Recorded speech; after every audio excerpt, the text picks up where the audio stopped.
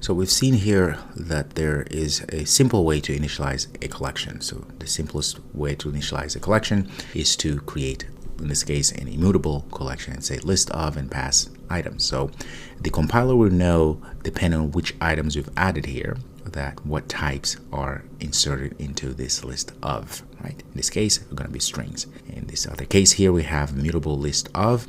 We have types integers. And of course, I'm giving smaller examples here, but you may infer that we can add any type we want, even custom types such as object and so forth. So we haven't talked about custom or our own objects and classes, but that's fine. So we can put any type really of items or variables we want to add into the collections. So this is one way of initializing it. But there are times we want to initialize it explicitly, meaning we want to show exactly what are the types that are supposed to be associated with the variable, or in this case, the list. How do we do that? Okay, so back here, what I can do, I'm going to create another variable.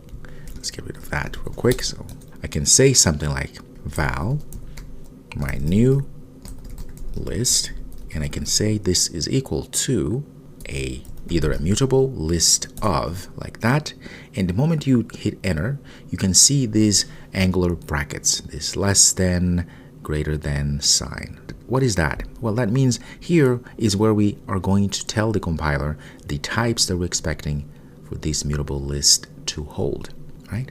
So if I say string, that just tells the compiler it's going to be ready anytime we want to add things to our mutable list, my new list here. It will expect you to pass strings.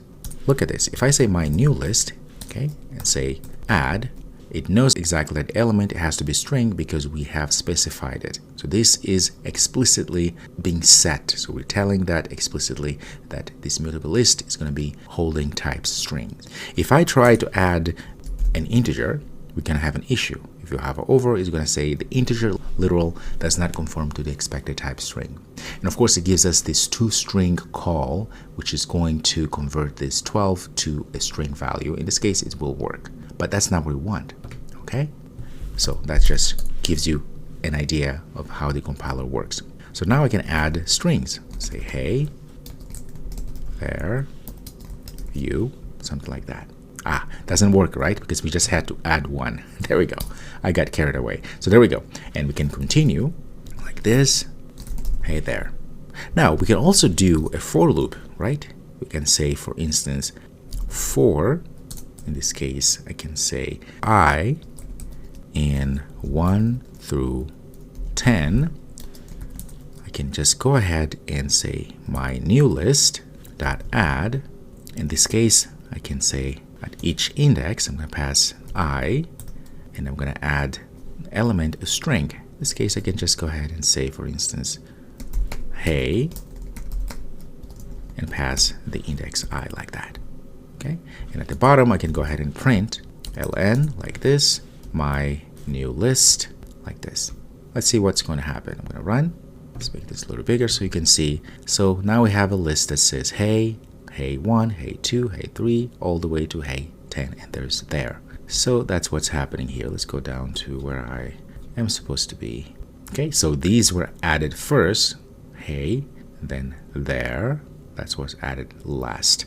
So what's happening with this there that is outside? It could be because this was skipped, or it ran last because the for loop here quickly was executed. Okay, so there we go. So we were able to add elements in a for loop, as you see here. Okay, but the beauty here, what I was trying to show you, is that we were able to first create, instantiate, or initialize an empty, in this case, an empty mutable list of, right? We specify the type that this is going to hold string types. That is what I wanted to show you. So if we can do this, obviously we can do with immutable lists, right? And I won't do that because it's something that you can do yourself. So if we can initialize or construct a collection such as this, like this, we can do, of course, with an immutable list of, right? In fact, if we come down here and do the same thing, I'm going to say val my new immutable list like that. I'm going to say is equal list of, hit enter. The same thing is going to happen. I'm going to have to pass a type that this list will contain. and continue doing the same thing. Obviously, I cannot say my new list immutable add because that's not going to work. But I can come here and initialize it right away as well. I can say 1, something like this. That would work. But notice if you do that, that defeats the purpose, right? Because again, once we start passing the items in our list, the compiler will know exactly that this list will contain integers because we're passing integers. So it defeats the purpose, really, in this case. In this case, we can just get rid of that and call it good. So we go back to what we had before. But I just want to show you the possibilities. So with that, I think you can figure out how to do the same with sets and as well with maps. Okay, so go ahead and do that as an exercise, and I'll see you later.